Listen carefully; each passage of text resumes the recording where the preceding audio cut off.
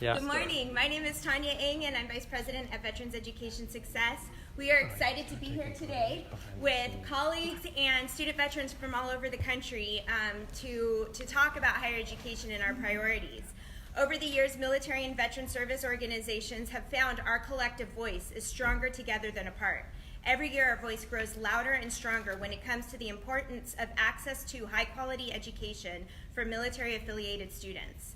This year, in addition to the 37 military and veteran service organizations calling for quality and accountability in higher education, we are joined by 30 student veterans from around the country whose stories tell us why this matters. My name is Lucinda Cook from North Texas. I served in the Navy for 9 years, and after getting out on a service-connected injury, I attended University of Phoenix to pursue a new career.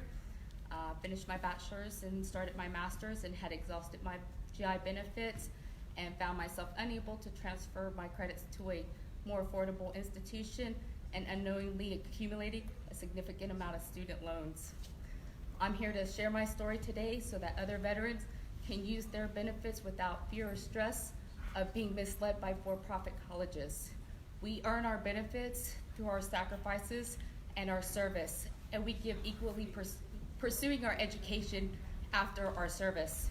For-profit colleges should be required to provide the same amount of service and value for the benefits that they receive on behalf of veterans. Thank you. My name is Daniel Drazen. I served in the Army National Guard for 8 years and 3 months. In the middle of my service, I decided to pursue a degree for a Master's of Social Work to commission to become an officer and work in the field of social work to help other soldiers. University of Phoenix misled me in stating that their program was an accredited program for this purpose. As it turns out, when I was finishing my bachelor's through them, the program was pulled from California campuses due to non-accreditation, which left me finishing up a bachelor's that I cannot use. I'm here in DC today so that there's accountability for for-profit universities, and that they let students know up front that there is a major difference between national and regional accreditation, and you may not be able to use your degree if it's only nationally accredited versus regionally accredited. My name is Kendrick Harrison. I'm a disabled military veteran. I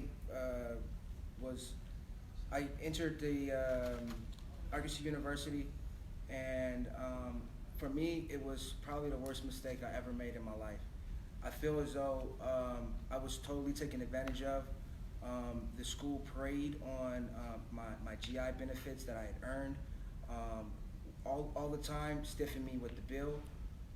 As a result of their misconduct, my family and myself was evicted. My credit is in the toilets, and I have amassed a great deal of student loan debt with actually no degree, because 3 months before I was due to graduate, the school just suddenly closed, which left myself, my family in a lurch. We're still trying to rebuild now. I came all the way from Las Vegas, Nevada here today to talk to the leaders in government, so that although these things have happened to me, and there's not much that we can do at this point with what has happened, that maybe my voice here today can prevent that from happening from anybody else. I may be one among many, but I can't be the last. We at Veteran Service Organization and Military Service Organizations want to see quality and accountability across all sectors, and see high quality higher education offered to service members, veterans, and their families as they pursue higher education. Lauren's here with SVA. Hi, good morning. I'm Lauren Augustine, the Vice President of Government Affairs for Student Veterans of America. As we have stated several times this year, ensuring the student veteran voice is heard during Higher Education Act reauthorizations conversations is the top policy priority of Student Veterans of America. The Department of Education's stated mission is to promote student achievement and preparation for global competitiveness by fostering educational excellence and ensuring equal access. In essence, to ensure and maintain a student-centric approach to education. The congressional complement to the work of ED through HEA is a critical component to maintaining that student-centric approach, particularly in higher education. SVA is encouraged by the commitment from the House and the Senate to undertake HEA efforts in a comprehensive, bipartisan manner, and we hope the following will be considered in those conversations. Closing the 90-10 loophole, maintaining and strengthening key protections like borrower's defense to repayment, refining the process for for-profit to nonprofit conversions, strengthening the minimum quality standards to meet ED's mission of fostering educational excellence, and ensuring data-driven policy decisions are possible by passing the College Transparency Act. Next week marks the 75th anniversary of the signing of the original GI Bill.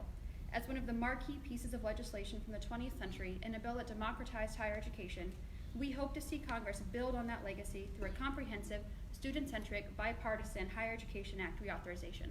Thank you. Jeremy. Thank you. Good morning. I'm Jeremy Butler, the Chief Executive Officer of Iraq and Afghanistan Veterans of America. I want to say thank you to SVA and VES and everyone for joining us today. Defense of the GI Bill and supporting and improving the GI Bill has been a foundational part of IAVA's mission since we were founded in 2004.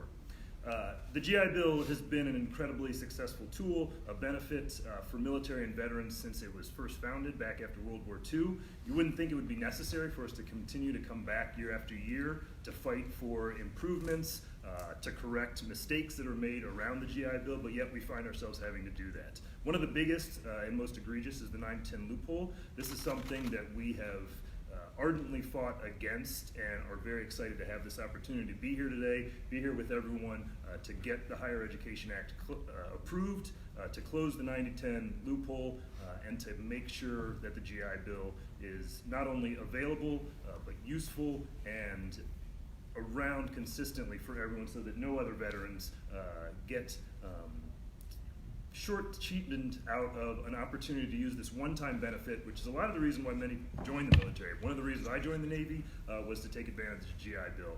So you assume that when you get an opportunity to use it, you're going to be treated fairly and correctly. And so we want to make sure that we can close this loophole, pass the Higher Education Act, and ensure that the GI Bill remains a strong and vital part of our military and veteran community forever. And now we are all getting ready to go meet with almost 80 offices today on both the House and Senate side, and we're really excited to talk about our priorities.